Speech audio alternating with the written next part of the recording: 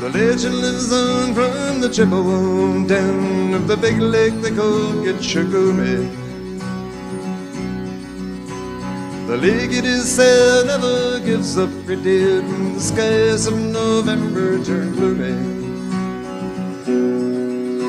With a load of iron ore 26,000 tons more than the Edmund Fitzgerald weighed empty.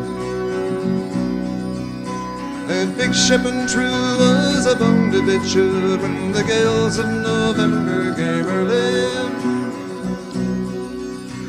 The ship was the pride of the American side, coming back from some mill in Wisconsin.